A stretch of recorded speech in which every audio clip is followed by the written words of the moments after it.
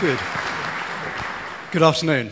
I'm Mark Curtis. I'm CEO and founder of Flirtomatic. I'm also a founder of Fjord, the mobile innovation and design company. And lastly, I wrote a book in 2005 about the effect of new media on society. It was called Distraction. What I'm going to do this afternoon, it may surprise you, is actually not talk about flirting at all. I've spent the last 5 years thinking about flirting about 15 hours a day, and there's only so much of it you can do in a lifetime, I can assure you. We have, in many ways, a very successful company which does answer a lot of the questions I've just been hearing asked about platform strategies and monetization. So just as a snapshot, and I'm giving you the snapshot to give you some sense of why I'm going to talk about something completely different, but to give you some sense that I do have some credibility in talking what I'm talking about. We are the fifth, on the mobile internet in the UK, we deliver, we are at number 5 in the league table of all sites measured by pages, and number 6 measured by time spent on the site. We have an unbelievable dwell time per login of 26 minutes per user. That's on the mobile. That's across, that's not just on the iPhone. That is on good, boring old WAP, 26 minutes per session per user. We monetize very effectively. Last month, we monetized about 15, actually almost 16% of our users, and our ARPU on those paying customers was £9. So we really have turned a trick in terms of understanding how to monetize. And despite some of the Apple adoration we've been hearing earlier today, we've been able to do that over the mobile internet, not over an app. We've actually launched into apps now. But I'm not going to talk about that. I'm going to talk about framing. And I'm going to talk about the fact that I believe that there are 3 occasions so far in mankind's history when we have changed our perception of space in a fundamental way, and we are on the verge of doing that again. If you go back to the Middle Ages, people didn't see in any more than 2D. Of course, they saw with their eyes in 3D, but they were unable to replicate what they saw in anything other than 2 dimensions. The Bayer tapestry is a very good example. You see people represented in a flat manner. If you go back to Aristotle, he literally denied the existence of space. Nature abhors a vacuum, according to Aristotle. So medieval man struggled to understand the concept of there being something called space between us and between the things that we saw and interacted with. And that's why medieval artists really couldn't portray anything in 3 dimensions. Dante wrote about, Dante provided us, if you like, with a world map, a cosmology according to medieval man, and that cosmology was very much up and down. Heaven, earth, purgatory, hell. There was no sideways movement, it was just up and down, it was just 2 dimensions. And of course then along came the Renaissance. And with the Renaissance everything changed. And this particular picture is a fantastic example. I'm sorry, it's probably pretty difficult to see at the back. But this is Masaccio's Holy Trinity, where you can see he was exploring dimension in a very major way, so much that he created a visual trick with this pretend tomb at the bottom of the picture. But you can see that compared to the Bayer tapestry in medieval pictures, there is a real sense of a coherent space here, which the artist has created. There is absolutely no coincidence that at pretty much exactly the same time, just 100 years later, in fact the same part of the world in northern Italy, scientists began to realize that there were 3 dimensions as well. And Copernicus was really the first. And Copernicus, with this diagram, introduced the world to the idea that everything revolved around the sun, and that there was a galaxy and there were heavens. And I don't mean a spiritual heaven, I mean a real spatial, physical heaven. So at this stage, you see for the first time science and art working in lockstep together. And then it happened again. And it happened at the beginning of the 20th century. And I think a lot of people would agree that Picasso, this particular Picasso, Les Demoiselles d'Avignon, excuse my French accent, it's really atrocious, I know.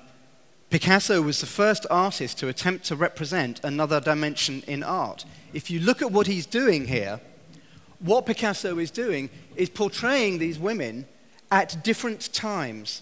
So he's not just providing a picture of them straight on, it is as if he has walked round them and painted them from different angles. Now, the only way you can do that is to paint them at different times.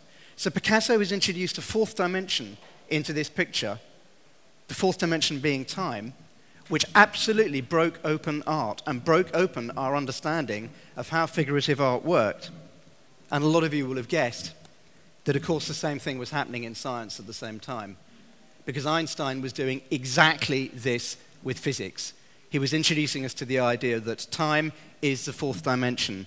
And Hermann Minkowski, I think, came up with I still struggle with time as a dimension as an idea, but I find this phrase a very useful one in helping me understand why time is a dimension. Nobody has ever noticed a place except at a time, and they've never noticed a time except at a place. And recently, we've just seen the same thing all over again. And we see it with the internet.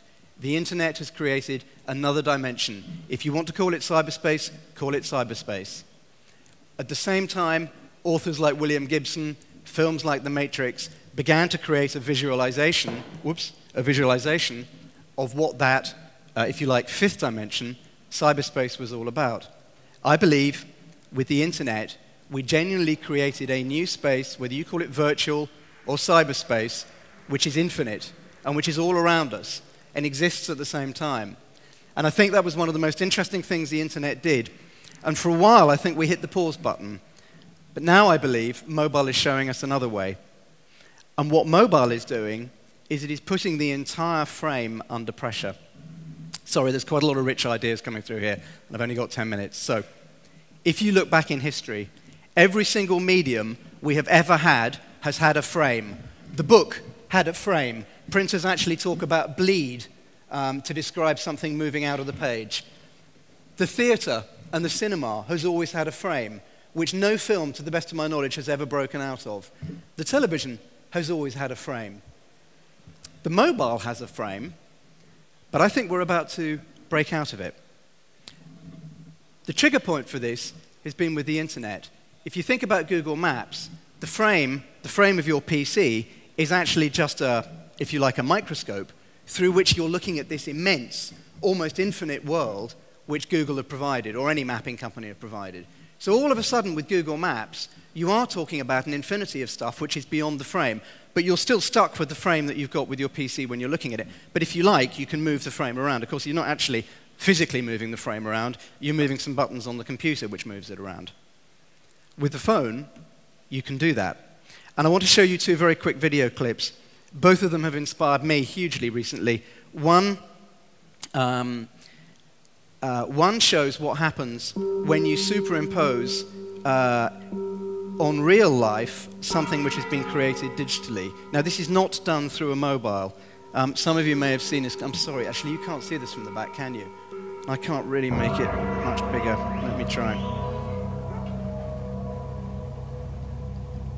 So these guys, a company called Projectile, I'd urge you to go and have a look at it on Google.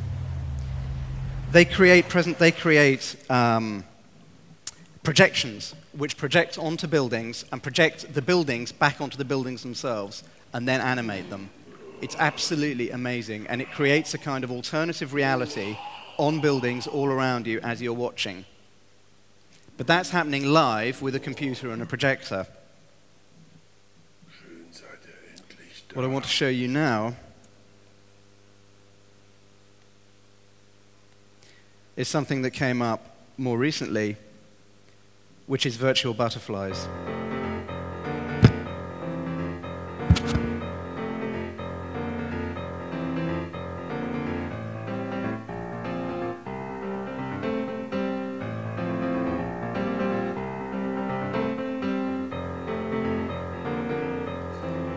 So this is, I can't get it on, can I get it on full screen? Yes, I can get it on full screen. I'm sorry, that's a very good idea. I should have thought of it already.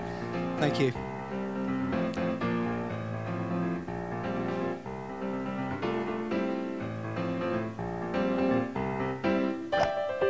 I think that's beautiful. I think this is absolutely stunning, and it's such a simple idea. Such a beautiful, simple idea.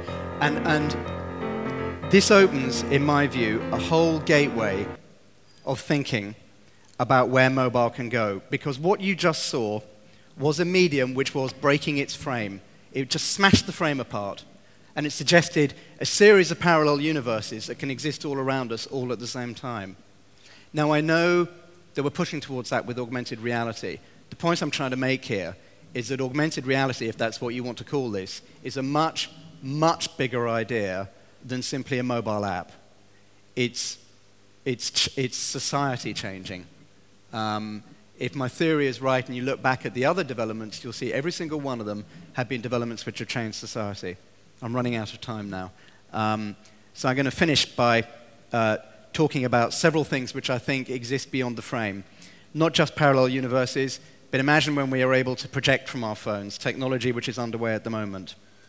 Imagine the mobile becoming the device which cuts doorways in the air and allows you to see these parallel universes. That too is frame smashing.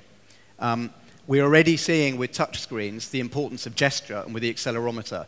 I think we're going to see gesture emerge in these parallel universes as a new kind of body language which becomes predominant across society. And because of that, we're going to see a massive, massive innovation in narrative form. Whether that narrative form is creative or whether that narrative form is commercial, it's all going to change. Thank you very much.